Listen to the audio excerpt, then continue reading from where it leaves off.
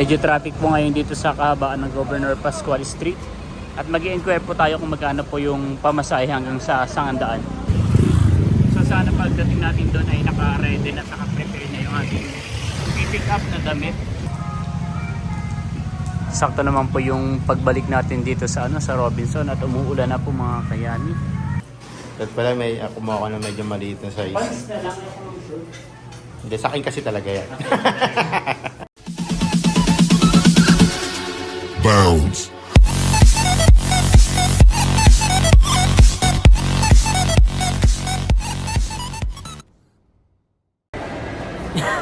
Natatawa si Jones. Yan lang kayo. Kamusta mga kayami? Isang masaya at isang masarap na vlog na naman ang pagsasaluhan natin. For today's episode, naka-break time na po ako. Kaya yung dalawa ay iniwan ko po muna sa store. Pupunta po tayo dun sa pinag-arkelahan natin ng damit or ng kasuotan po na susuotin po natin para sa kasal po ni Kadilag at ni Kagawa po lang. Yun. So bali nga is nag-arkela kami worth bali yung sa amin set na yun 1,200 pesos. And then ano na rin naman po kami, nag-deposit na rin naman po kami ng 1,000. So magbibigay na lang po tayo ng kulang. Hindi pala siya 1,4 pala siya. Plus 500 po yung deposit. So bali 1,900. So nag-deposit na nga po kami ng 1,000. So bali magbabayad na lang po ako ng 900 pesos. And then kapag isusoli na po natin yung kasuotan ay ano po tayo, ibabalik po sa atin yung 500 pesos. Medyo traffic po ngayon dito sa kahabaan ng Governor Pascual Street. At mag-i-inquire po tayo kung magkano po yung pamasahe hanggang sa Sangandaan.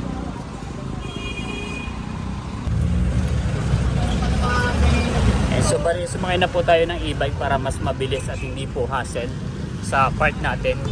Tapos kinontrata ko na rin po siya. Sabi ko balikan na para isang sakay na lang, di na tayo mag-aabang ulit ng another e-try para sumakay ulit. So parang service na siya. Hindi lang pala sa Governor Pascual Street, traffic pati rin sa may dito sa street ng dito Marcelo del Pilar. Yun. So napakarami pong mga sasakyan, kaya good choice na rin po, good decision na rin tayo na nag-e-trike tayo para less hassle na po.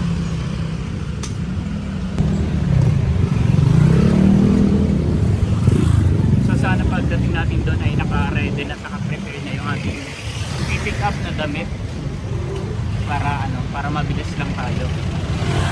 At 30 minutes lang din yung yung break time ko. So I think hindi naman ganun to consume yung oras nito.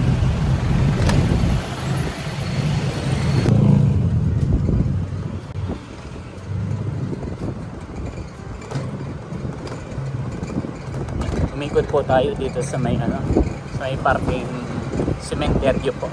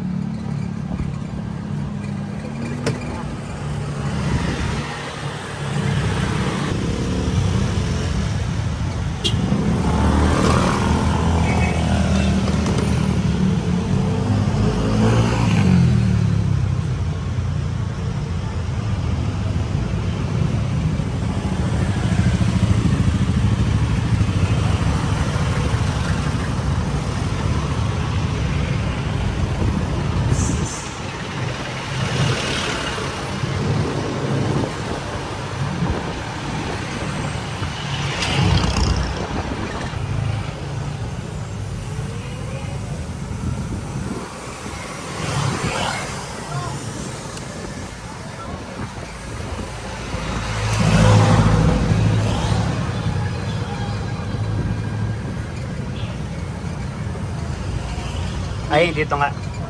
Ayun sa Edens. Yan, so nandito na po tayo ngayon sa Edens. At sana inay tao. Saglit lang ha. Okay. Sa'yo, sir. Ah. And then, ito yung spices. Bali yung pants po nandito na rin Yes po, andito. Sige po. Bali 900 po ma'am yung ano Yes natin. po, no? yung balance. Yung mga kayakin. So bali ay nakuha na po natin. Isang lagayan na lang po yung sa amin ni Papa D. So may client po sa loob kaya hindi po masyadong nakatanong si ate at chika.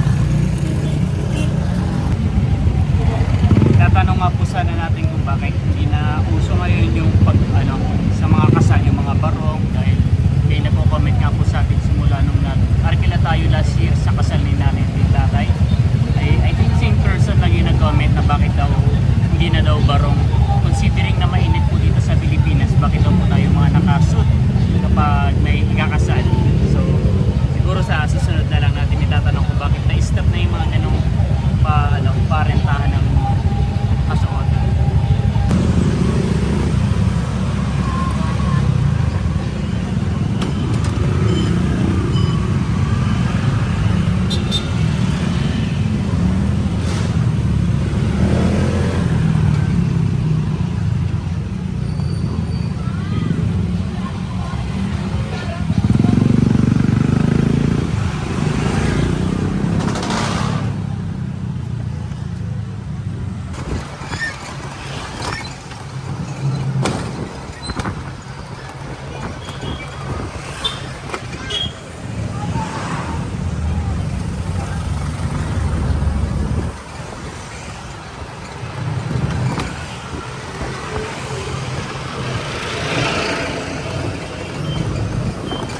Dito po tayo lumiko kanina.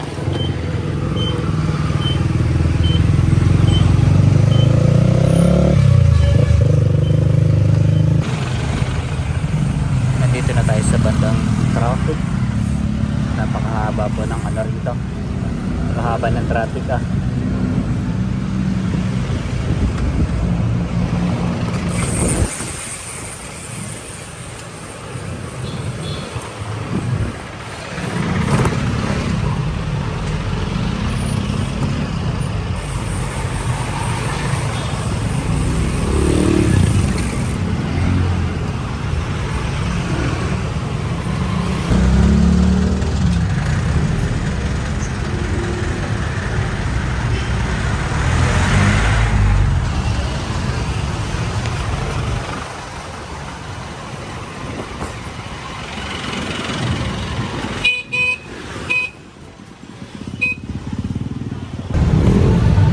Yan mga kayami, nakabalik na po tayo ng Robinsons Malabon.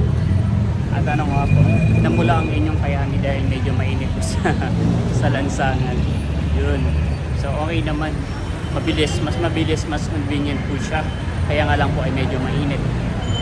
So bali, inabot lang ako ng 10 minutes. Meron pa tayong 20 minutes para magmerienda. At magkakape po tayo. Kakape. Okay, so ugali talaga natin mga Pinoy. Kahit kainitan, magkakape at magkakape pa rin tayo. Yun. So wala kasi akong ibang maisip na merienda na medyo mura-mura lang. So let's go. Meron po ulit ngayong karate dito po sa Robinsons Town Mall, Malabon. Ay ano pala, taekwondo, sorry. Nalilito ako sa karate at sa taekwondo.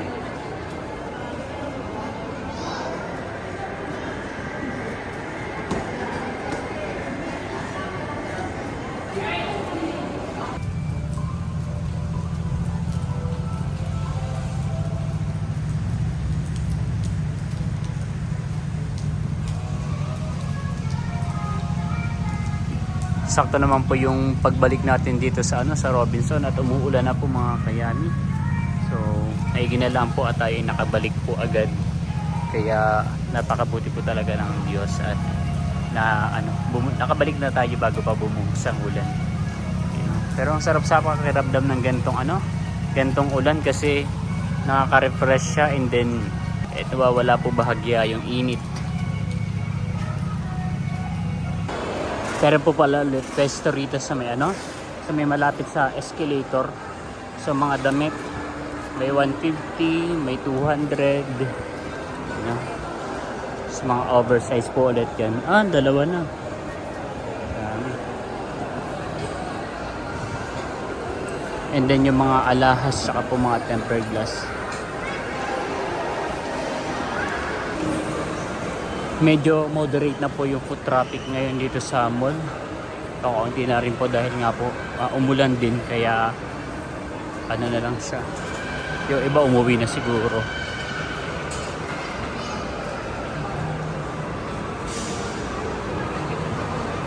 Akyat po tayo sa taas. So bali hindi tayo dumaan sa kabila kasi sira po yung escalator pataas tsaka pababa.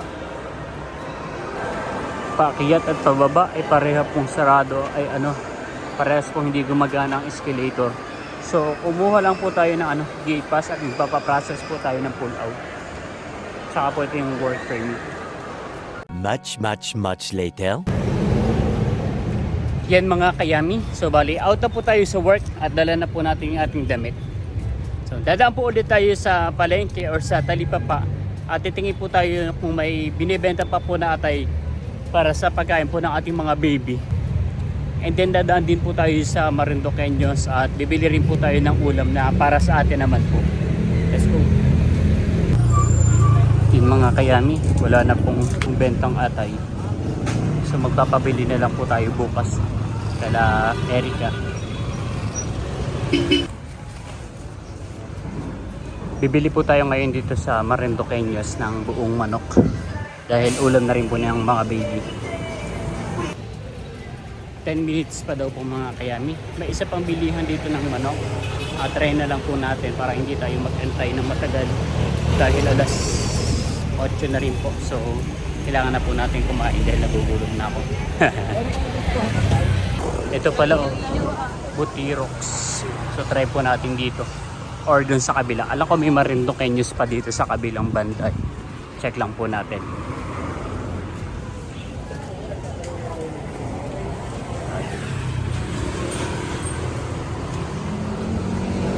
Sarado na po pala. So tatawid na lang po tayo. Dito na lang po tayo bibili sa Butirox. So tanong po natin kung meron.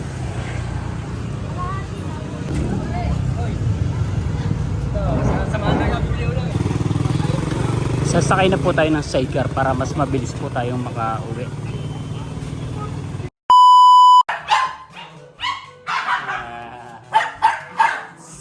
Huwag mag-away-away. Huwag mag-away-away. Happy! Ulit!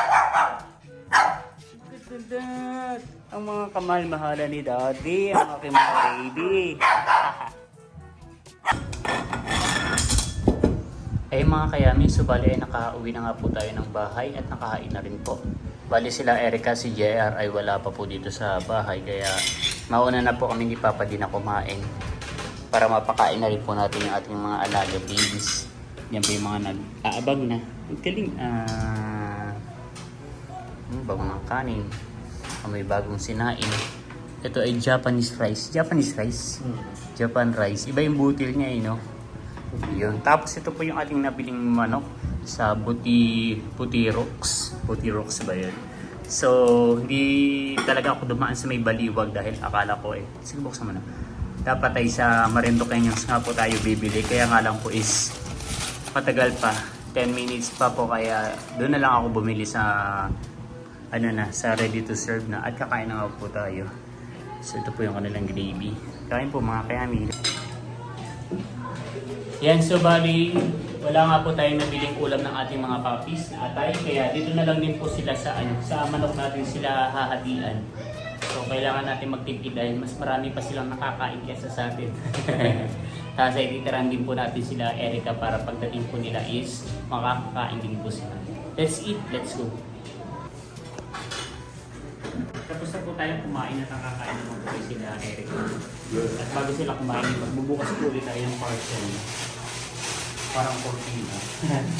Buksan na yan. Kanina pinagawa ko sa sa school kaso wala pa. So, sino kumuha nito? Si Teresa? Hindi, dineliver yan dito sa bahay.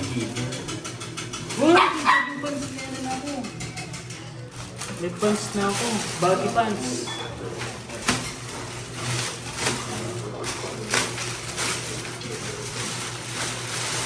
Wow! Oh, dalawa. Ay, short pala. Sa'yo to? Sa din dalawa. Ito sa'yo to, malaki to eh. Parehas na size. Para sa ito ng size. Mm. Sabi kasi dun sa ano, dun sa hinalkilahan natin, 35 daw ako eh. Pero pili ko nga, ang laki no? Ito, anong size nito? Parehas. Size din? Check mo nga.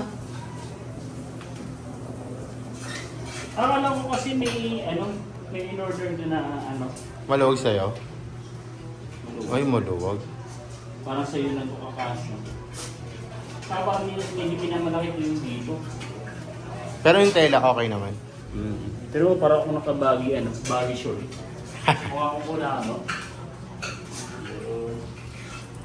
At pala may kumuha ko na medyo maliit na size. pants na lang ako ng short. Hindi, sa akin kasi talaga yan. Jungkook. Nakauwi na po si Jungkook. Palalayas, kagabi hindi ko nakita. Hindi kumain ng hapunan. Gala ng gala. So, Umaga na po mga kayami, alas 9, mag-alas 9 na ng umaga. At gagigising lang po natin. So bale, meron na rin po tayo dito kape at nagsasaing na rin po tayo. Tapos na po natin pameriendahin yung ating mga alagang papis. Nakatulugan po natin kagabi pagkatapos natin kumain. Yun. Mamaya nga mga kayami ay babiyahin na po kami ng Quezon. So mamaya po pagka uwi po namin galing sa work ay maghahanda na po kami ng mga damit at mga susutin para sa pagpunta po namin sa Quezon. At dito ko na rin po tatapusin ang vlog na to. Again, maraming salamat po sa lahat ng patuloy na nanonood at sumusuporta hindi lamang sa aking channel, kundi sa buong Team Hitik hanggang sa muli para sa isa na namang masaya at masarap na vlog. Bye-bye.